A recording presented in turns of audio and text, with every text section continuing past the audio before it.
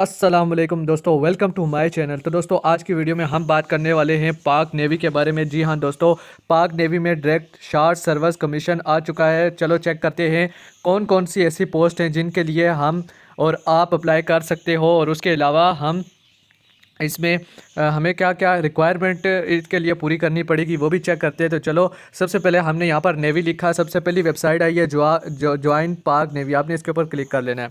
जैसे आप क्लिक करोगे तो देखो लेटेस्ट एड्स के ऊपर सबसे पहली चीज़ है add SSC and M cat click here. हम इसका क्लिक हेयर करके चेक कर लेते हैं पहले कौन कौन सी है, फिर आपको इसकी रिक्वायरमेंट बताता हूँ। यहाँ पर आ गया ज्वाइन पाक नेवी, ठीक है, through short service commission course. इसमें क्या क्या है, इसमें ऑपरेशन, सबसे पहले ऑपरेशन है, उसमें मेराइंस है, एसएसजी है, एविएशन है। इसमें सिर्फ मेल अप्लाई कर सकते हैं। और सेकंड है मैकेनिकल इंजीनियरिंग, इसमें भी सिर्फ मेल अप्लाई करेंगे। सप्लाई है, उसमें भी वेपन इंजीनियरिंग में भी सिर्फ मेल अप्लाई करेंगे। ऑर्डिनेंस में भी मेल करेंगे। एजुकेशंस में भी सिर्फ मेल चाहिए। इनमें इंग्लिश है, फिजिक्स है, मैथ्स है, पाक स्टडीज़ है, आईटी है, कंप्यूटर साइंस और साइबर सिक्योरिटी। उसके बाद बात की जाए मैनेजमेंट साइंसेज और केमिस्ट्री, नेवल लॉ है, इसके लिए भी सिर्फ मेल अप्लाई करेंगे। स्पेशल आईटी के लिए मेल और फीमेल दोनों अप्लाई कर सकते हैं। स्पेशल पीआर के लिए सिर्फ मेल होंगे। स्पेशल साइकोलॉजिस्ट में मेल और फीमेल दोनों अप्लाई कर सकते हैं। मेडिकल है, उसके बाद स्पेशलिस्ट वो हो जनरल एनेस्थीसिया में। और ये जितनी भी इसमें लिखी हुई है देखो सारी जो मेडिकल की हैं ये सारी इसमें लिखी हुई हैं। तो ये एक बात बता दूँ, ये एमबीबीएस जिन्होंने किया है ये उनके लिए। यहाँ पर लिखा हुआ है देखो कंडीशंस क्या हैं। एज आपकी 26 साल तक होनी चाहिए, और ये 1 जुलाई तक आपने इसमें अप्लाई करना है। हाइट आपकी 5 फुट 4 इंच होनी चाहिए। एजुकेशनल क्वालिफिकेशन में आप या चौथे पाँचवें ईयर का में आप एमबीबीएस कर रहे हो। थर्ड ईयर स्टूडेंट्स भी इसके लिए एलिजिबल हैं, लेकिन वो फोर्थ ईयर में क्या कह रहा है, birthday should be in fourth year, लेकिन वो ज़रूर ये होना चाहिए कि वो चौथे साल के अंदर मतलब हो जाएं एज 1 जुलाई 2023 तक। मेडिकल कॉलेजेस भी और वो जिससे कर रहे हैं वो पीएमसी से अप्रूव होने चाहिए, वो जहाँ से भी पढ़ाई कर रहे हैं। अब ये तो हो गया ये चीज़ें, बकाया इसमें भी और चीज़ें तो इन्होंने नहीं बताई कि उनके लिए क्या क्या चाहिए। तो हम इसे बैक करते हैं और यहाँ पर क्राइटेरिया चेक कर लेते हैं। अब यहाँ पर इन्होंने कहा डाउनलोड करो, तो हम डाउनलोड कर लेते हैं जल्दी से और यहाँ से चेक करते हैं। अब यहाँ पर देखो सबसे पहले ऑपरेशंस लिखा है। ऑपरेशंस में मेराइंस हैं, एसएसजी है। अच्छा जी, एसएसजी और मेराइंस में आप कैसे अप्लाई कर सकते हो। आपने एफएससी या एसएससी की हो और आपने फिज़िक्स और मैथ में की हो और आपके मिनिमम 16 मार्क्स हों। फिर इसके बाद है मेल, इसमें मेल ही सिर्फ अप्लाई कर सकते हैं। ग्रेजुएशन आपकी कितनी होनी चाहिए, 16 साल की आपकी तालीम होनी चाहिए, और एटलीस्ट आपने 60% मार्क्स या 2.5 CGPA आपका होना चाहिए HSC रिकग्नाइज यूनिवर्सिटी से। एज आपकी ज़्यादा से ज़्यादा 26 साल होनी चाहिए। और जो having age up to 24 years में प्रीफर, और ज़्यादा कह रहे हैं उन तलबा को प्रीफर किया जाएगा जो जिनकी उम्र 24 साल से मतलब अप टू 24 ईयर्स, ठीक है, जो जिनकी कम अज़ कम 24 तक होगी ना उनकी। फिर कहता है एविएशन में भी सिर्फ मेल अप्लाई कर सकते हैं। एविएशन में जो एफएससी में वाले हैं या ए लेवल वाले हैं उन्होंने प्री इंजीनियरिंग की और मिनिमम उनके 65% नंबर हों, या जो ग्रेजुएशन जिसने की उसने फिज़िक्स और मैथ में की और उसके 60% मार्क्स या 2.5 GPA CGPA होना चाहिए। उसकी भी वही वाली कंडीशन है एज की।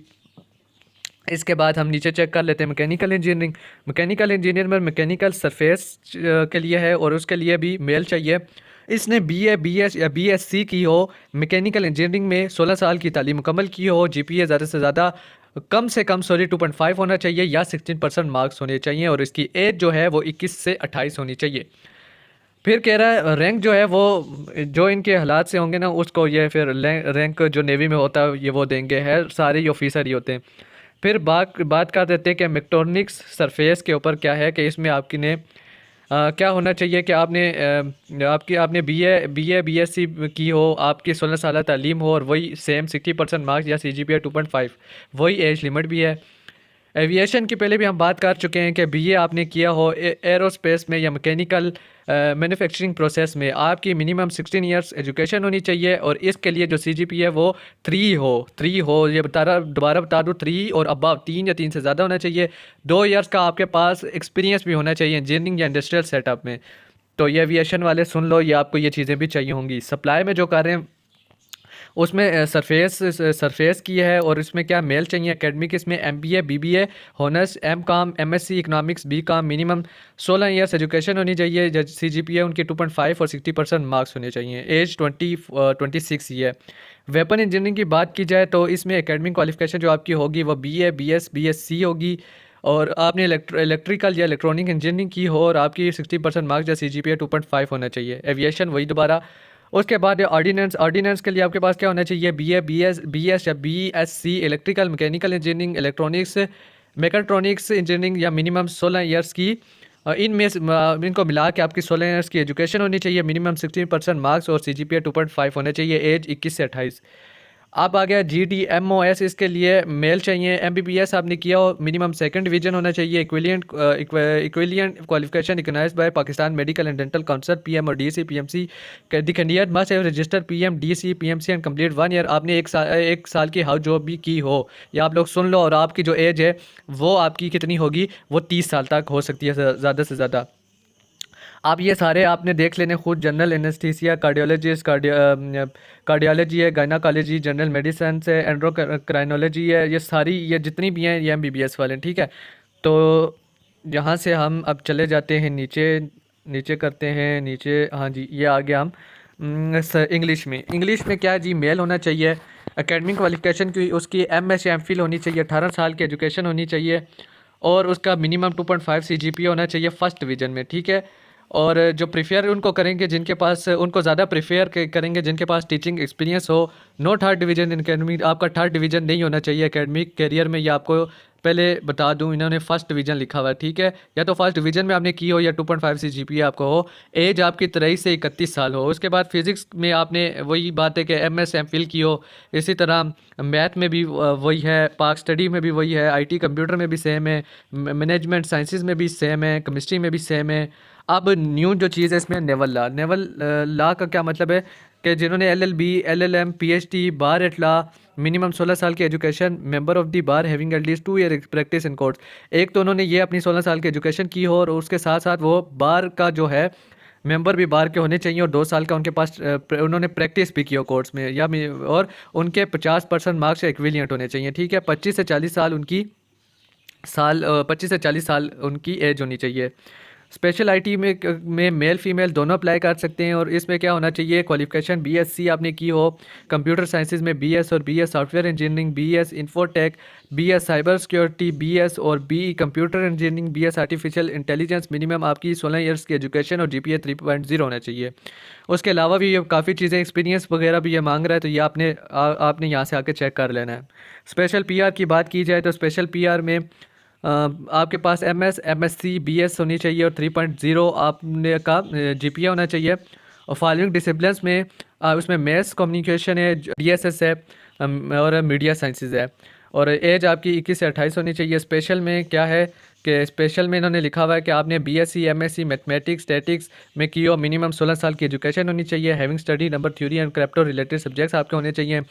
CGPA जो आपका है वो 3.0 या फर्स्ट डिवीजन होना चाहिए। मिनिमम 2 ईयर का एक्सपीरियंस भी होना चाहिए in the field of number theory और क्रिप्टोग्राफी में। उसके बाद आपकी एज 35 साल ज़्यादा से ज़्यादा होनी चाहिए। इसमें मेल वो तो फीमेल और मेल दोनों के लिए था, यार नीचे मेल के लिए भी लिखा हुआ है इन्होंने, या आपने खुद आके चेक कर लेना है। अब मैं नीचे आपको दिखा देता हूँ लास्ट इसकी स्पेशल साइकोलॉजिस्ट इसमें क्या है कि आपने BS साइकोलॉजी की होनी चाहिए, आपकी 16 साल की एजुकेशन होनी चाहिए और मिनिमम आपका CGPA गौर से सुन लो 3 होना चाहिए। तो मेहनत करो यार साइकोलॉजी वालों, 3.0 आपने करनी है। कहता है कि प्रीफेयर उनको किया जाएगा जिन्होंने क्लिनिकल, इंडस्ट्रियल या ऑर्गेनाइजेशनल या एजुकेशनल साइकोलॉजी की होगी। हायर क्वालिफिकेशन एक्सपीरियंस भी गिवन प्रीफरेंस, और जिसके पास क्वालिफिकेशन एक्सपीरियंस भी होगा उसको भी कह रहा है प्रीफरेंस दिया जाएगा, ठीक है। एज आपकी ज़्यादा से ज़्यादा 27 साल होनी चाहिए। रैंक एज पर पॉलिसी होगा। हाउ टू रजिस्टर, आपने रजिस्टर कैसे करना है, आपने www.joinparknavy.government.pk पे जाना है और यहाँ से ज्वाइन कर लेना है। कहते हैं application send directly directorate at naval headquarters will not be entertain. Selection program procedure यहाँ पर लिखा हुआ है। आपने क्या करना है यार, अब आपने यहाँ पर आपका मेडिकल PET और इंटरव्यू वगैरह होगा। टेस्ट में क्या होगा आपका, ये देख लेते हैं फिजिकल टेस्ट क्या क्या है। आपकी रनिंग होगी, रनिंग में क्या है कि रिक्वायरमेंट 1 माइल 1.6 किलोमीटर आपकी होगी, और आपने 8.30 मिनट में ये पूरा करना है, ठीक है। पुशअप्स आपके 22 होंगे, 2 मिनट्स में आपने लगाने। सिट अप्स आपके 22 होंगे और 2 मिनट में लगाने। चिन अप्स आपके 6 होंगे, 2 मिनट में लगाने। स्क्वाट थ्रस्ट आपके 22 होंगे और 2 मिनट्स में लगाने। Only short listed candidates as per merit will be called for test interview at ISSB expect medical branch candidates, ठीक है। Medical examination of ISSB personality recommended candidates will be carried out the authorized CMHS PNS Shifa Hospital. Personality test for medical branch candidates will be conducted at PNR and SC. Interview by PN Selection Board. Final selection will be done by Naval Headquarters in order of merit. Note: the candidates are advised to get ear waxed and teeth cleaned by a specialist doctor. Period reporting for medical. कह रहा है कि यार ये advice दी जाती है कि आपने अपने कानों को साफ़ करके आना है, अपने दांत को साफ़ करके आना है। उसके बाद वो कह रहा है कि क्योंकि आपका मेडिकल एग्जामिनेशन किया जाएगा। Medical branch specialist will be expect 1 tenure outside. Evening practice and teaching at PN hospital as per policy. Other benefits इसके क्या हैं वो भी देख लेते हैं जी। आपको फ्री मेडिकल ट्रीटमेंट मिलेगा, आपका, आपकी फैमिली का, आपके पेरेंट्स का। आपको हाउस रेंट अलाउंस भी दिया जाएगा, सर्वेंट फैसिलिटी भी दी जाएगी। अलाउंस आपको आफ्टर मेरी मैरिज के बाद जो अलाउंस होगा वो भी दिया जाएगा। आपको ये अपॉर्चुनिटीज़ आपको ये मिलेंगी कि आप विज़िट्स कर सकते हो, कोर्सेज कर सकते हो, असाइनमेंट्स अब्रॉड बाहर। उसके अलावा आपको 50% कंसेशन की जाएगी आपको, आपकी फैमिली को, जब आप एयर या रेलवे पर सफ़र करोगे। उसके बाद आपको आपके बच्चों को बहरिया कॉलेज, यूनिवर्सिटी और वेरियस प्रोफेशनल इंस्टीट्यूशन में तालीम हासिल करने का मौका भी दिया जाएगा। और additional 40% of basic pay and extra ration for SHE and personal भी आपको दिया जाएगा। और इसमें कौन से लोग हैं जो इसमें एलिजिबल नहीं है, उसमें कहता है कि following are ineligible rejected by ISSB GHQ NHQ AHQ selection board, ठीक है। Twice rejected by ISSB for intermediate graduate PMA graduate equivalent, और once rejected by ISB GHQ NHQ AHQ based selection boards. However those who achieve even higher qualification PhD and FRCS equivalent are eligible for additional chance. This chance is only for applicable when there is requirement for PhD candidates. हाँ, आप एक सूरत में जा सकते हो अगर आप मतलब 2 दफ़ा आपको ISSB ने क्या कर दिया जी, रिजेक्ट कर लिया, लेकिन आपने PhD किया तो आपको एक एडिशनल चांस दिया जाएगा। यहाँ पर यह सारा कुछ लिखा है यार, या आपने आके आप पढ़ लेना यहाँ से।